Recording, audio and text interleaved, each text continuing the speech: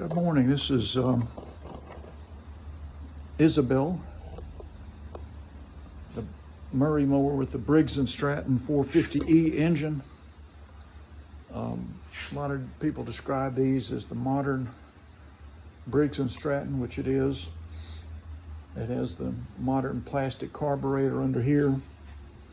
We're going to go into that and reinstall it because whoever had this mower last, this is one of 3 mowers I purchased yesterday. So this mower cost me $27, and this is loose, so the carburetor is really not even attached to the mower very well at all, so it's not going to run properly. It looks like it hasn't run in a long time because the gas is bright, sort of a bright yellow, and that means it's old and stale, so it's not going to work. We talked yesterday about this cover, which has to come off in order to get this off, because it used to be that you had these 3 screws, 1, 2, 3 in the back. They're easy to get to. And for some reason, Briggs & Stratton or Murray or whoever decided to decorate this with this plastic piece here, which makes everything difficult to get to. There is a little hook lip that goes under there, and then on the other side as well, that clips under there, and that is, just devil to get off. And you can pry it off, but sometimes if you pry it off, those things snap and break. So you've got to be careful about that. But yeah, it takes a lot of hand strength to bend this to get it to where it finally clears. It's very difficult. But I went ahead and took it off for you so you could see what happens here. And there's also a hook that goes down under right here, and that'll usually just pop off with pressure. So we're going to see if we can get this up, because I've got to lift this up, and I've already done it for you so you could see. Okay, it's not 1 hook, it's actually 2 hooks. So there's 1, there's 2, and they fit into those slots. So they catch a little bit, but not much. So that's good, actually. Makes it easier to get up.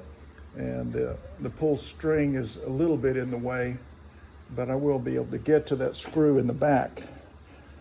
And I always like to, before I start pulling the cord on these things, in case somebody's hit something with this mower and sheared the flywheel key, I always like to go in underneath the rewinder and take the nut off the top crankshaft and look in there and make sure that the flywheel key is not sheared. So we're going to do that now, and I need to get a 5/16 head on there. So let me put that on my cordless drill, and we'll start getting this thing off.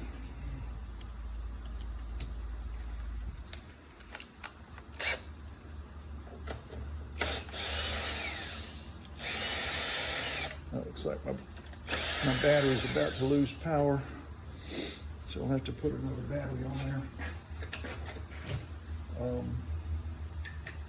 I'm going to go ahead and loosen this pull cord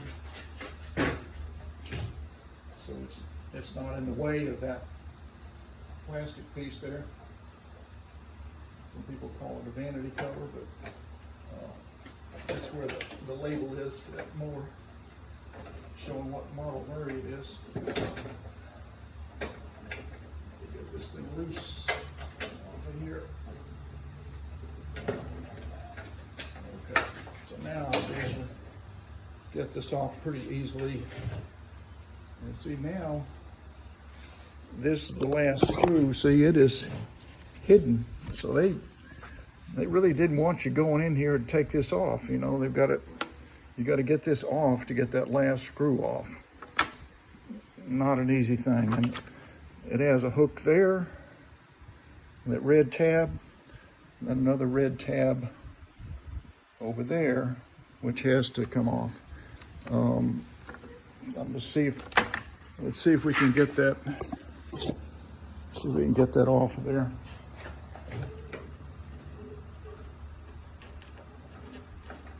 It's not easy to get these off.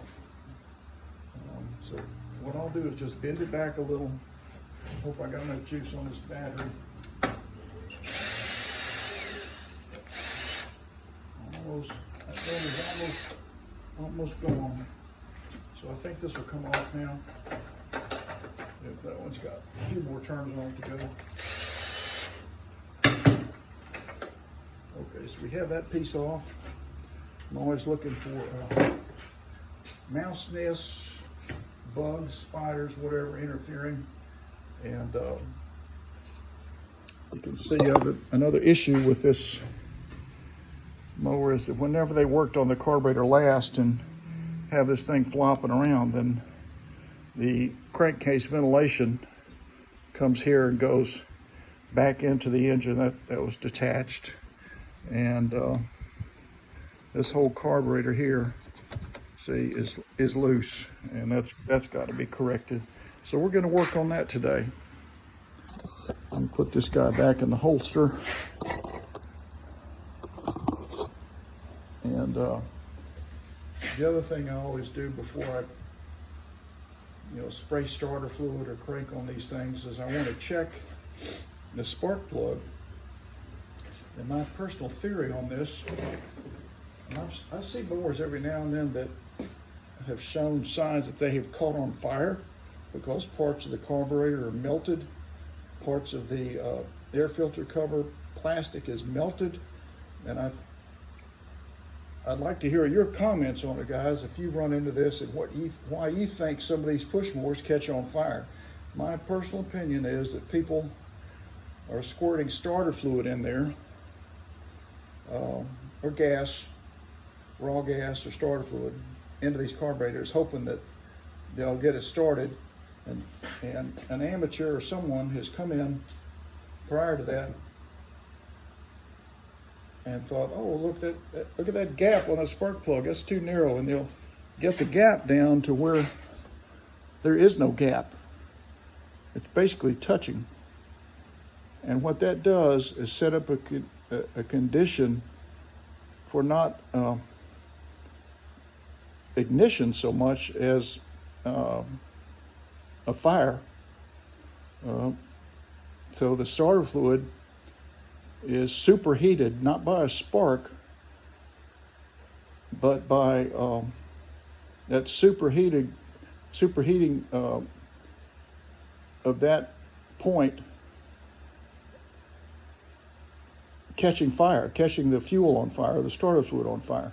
So I always go in and I want to know that there is a correct gap on that spark plug and that it is not touching the electrode. And that is so close, I think that could catch fire. So I advise you guys to check on that and tell me what you think. If you work on mowers, why do you think some of these mowers catch on fire? That's my theory. What's your theory? So let's gap this thing and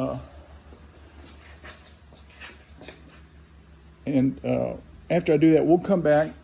So just stay tuned. We're going to come back. This is episode 2. The next will be episode 3.